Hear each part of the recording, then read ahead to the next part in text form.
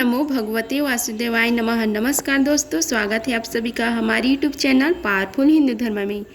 आज हम आप सभी को परवर्तनी एकादशी कब है, उसकी शुभ मुहूर्त, पूजा विधि, महत्व, कथा और उपाय के बारे में आप सभी को बताएंगे। आइए जानते हैं परवर्तनी एकादशी के बारे में। परवर्तनी एकादशी का व्रत हिंदुओं में बेहद पूर्णदयी मानी गई है।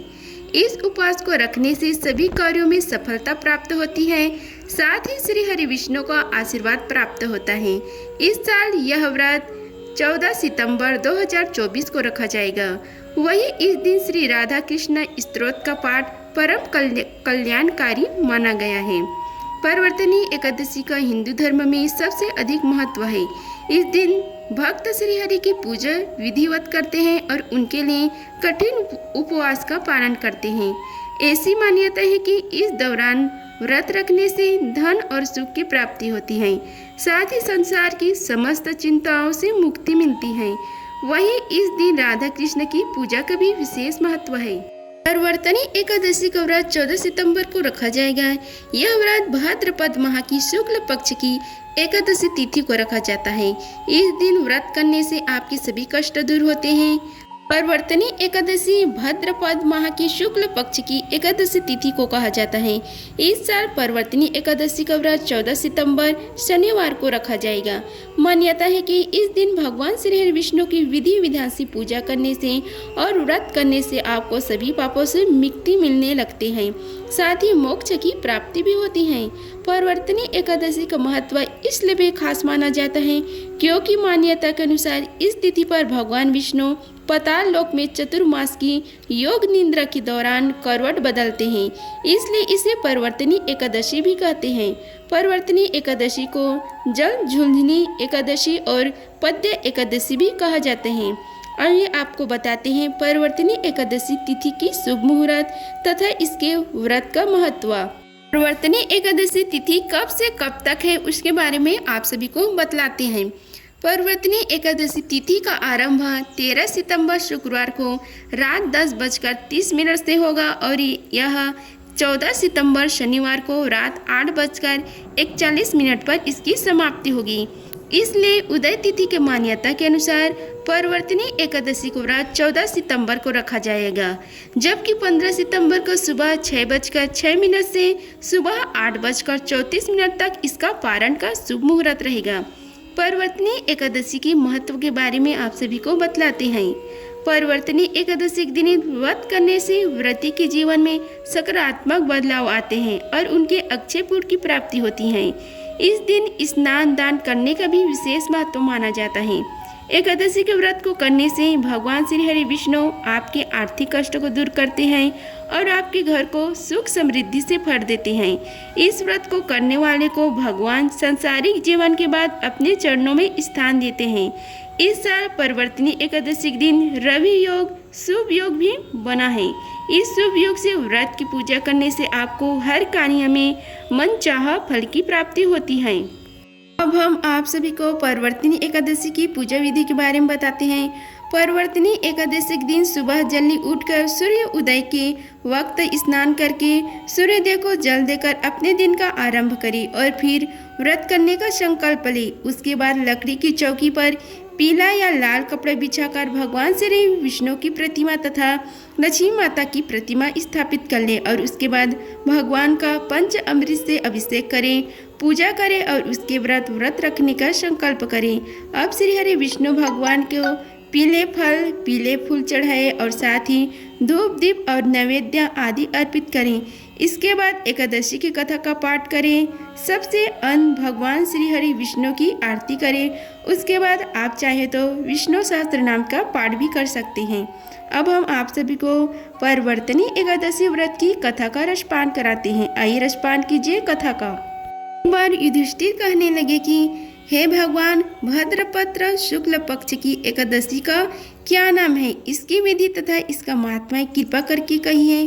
तब भगवान श्री कृष्ण कहने लगे कि इस पूर्ण स्वर्ग और मोक्ष को देने वाली तथा सब पापों का नाश करने वाली उत्तम वामन एकादशी का महात्मा मैं तुमसे कहता हूँ, तुम ध्यानपूर्वक सुनो।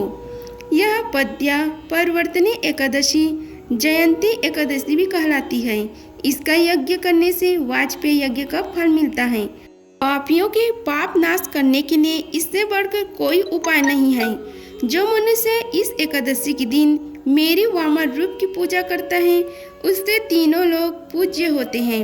अतः मोक्ष की इच्छा करने वाले मनुष्य को इस व्रत को अवश्य करना चाहिए। जो कमल नयन भगवान का कमल से पूजन करते हैं वे अवश्य भगवान के समीप जाते हैं। जिसने भद्रपद शुक्ल एकादशी का व्रत और पूजन किया है उसे ब्रह्मा विष्णु सहित तीनों लोकों का पूजा किया है। अतः हरिवासर अर्थात एकादशी का व्रत अवश्य करना चाहिए। इस दिन भगवान करवट लेते हैं इसलिए इसको परिवर्तनी एकादशी भी कहते हैं। भगवान के वचन सुनकर युधिष्ठिर बोले कि हे भगवान, मुझे अति संदेह हो रहा है कि आप किस प्रकार सोते और करवट लेते हैं तथा किस तरह राजा बलि को बांधा और वामन रूप रहकर क्या क्या लीलाएं की हैं। चतुर्मास के व्रत की क्या विधि है तथा आपके शयन करने पर मनुष्य का क्या कर्तव्य है सो आप मुझसे विस्तार पूर्वक कहिए। श्री कृष्ण कहने लगे कि हे राजन, अब आप सब पापों को नष्ट करने वाली कथा का श्रवण करें। त्रेता युग में बलि नामक एक दैत्य था। वह मेरा परम भक्त था। विधिवत प्रकार के वेद सूक्तों से मेरा पूजन किया करता था और नित्य ही ब्राह्मणों को पूजन तथा यज्ञ के आयोजन करता था। लेकिन इंद्र से द्वेष के कारण उसने इंद्रलोक तथा सभी देवताओं को जीत लिया। इस कारण सभी देवता एकत्र होकर सोच विचार कर भगवान के पास गए। बृहस्पति सहित इंद्र आदि देवता प्रभु के निकट जाकर और नतमस्तक होकर वेद मंत्रों द्वारा भगवान का पूजन और स्तुति करने लगे। अतः मैंने वामन रूप धारण करके पांचवा अवतार लिया और फिर अत्यंत तेजस्वी रूप से राजा बलि को जीत लिया। इतनी वार्ता सुनकर राजा युधिष्ठिर बोले कि हे जनार्दन, आपने वामन रूप धारण करके उस महाबली दैत्य को किस प्रकार जीता। श्री कृष्ण कहने लगे कि मैंने वामन रूपधारी ब्रह्मचारी बलि से 3 पग भूमि की याचना करते हुए कहा कि यह मुझको 3 लोक के समान है और हे राजन, यह तुमको अवश्य है देनी होगी। राजा बलि ने इसे तुच्छ याचना समझकर 3 पग भूमि का संकल्प मुझको दे दिया और मैंने अपने त्रिविक्रम रूप को बढ़ाकर यहाँ तक कि भूलोक में पद, भूर्वलोक में जंघा, स्वर्गलोक में कमर, महलोक में पेट, जनलोक में हृदय, यमलोक में कंठ की स्थापना कर सत्यलोक में मुख, उसके ऊपर मस्तक स्थापित किया।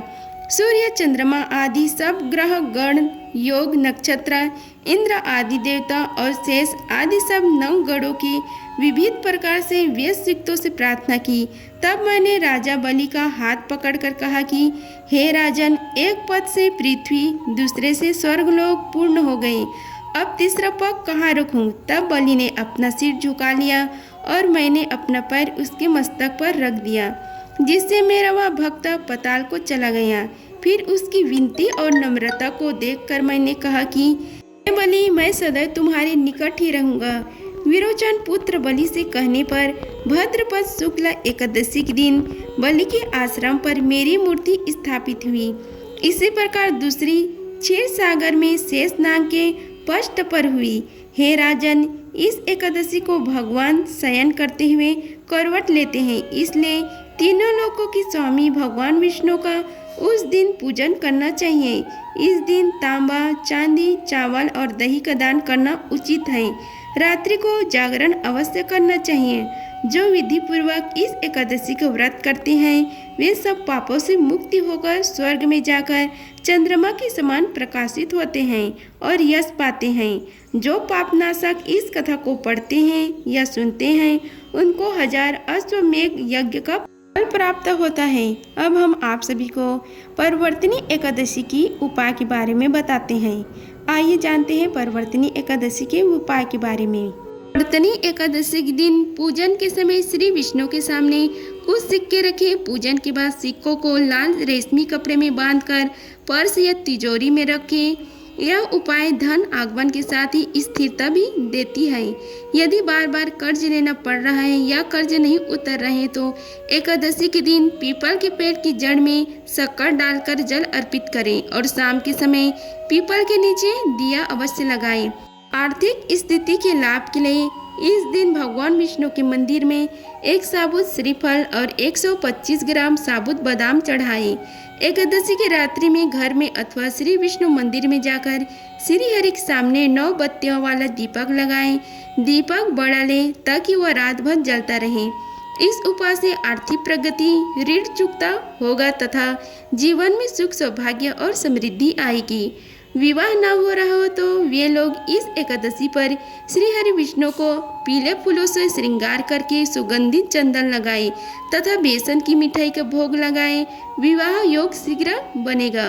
11 के दिन दही एवं चांदी का दान करें, यह उत्तम फलदायी होगा। इस दिन विष्णु सहस्त्र नाम का, श्री कृष्ण चालीसा का एवं कृष्ण नामों को जाप अवश्य करने चाहिए। इस दिन माता लक्ष्मी का पूजन अवश्य करें, इससे धन की कमी दूर होगी। कृष्ण मंत्र है ओम श्री कृष्णाय शरणम मम, ओम विष्णुवे नमः, क्रीम कृष्णाय नमः, नमो भगवते वासुदेवाय नमः, ओम नारायण विद्महे वासुदेवाय धीमहि तन्नो विष्णु प्रचोदयात्, ओम नमो नारायण श्रीमद् नारायण नारायण हरि हरि, श्री कृष्ण गोविंद हरे मुरारी, हे नाथ नारायण वासुदेवा, ओम क्रीम कृष्णाय नमः। इन मंत्रों का आप जाप कर सकते हैं। अगर आप सभी को हमारी वीडियो अच्छी लगी होगी तो वीडियो को लाइक कीजिए, चैनल को सब्सक्राइब कीजिए और कमेंट बॉक्स में ओम नमो भगवते वासुदेवाय लिखें। धन्यवाद। मिलते हैं अगले वीडियो में, तब तक के लिए जय श्री राधे कृष्णा।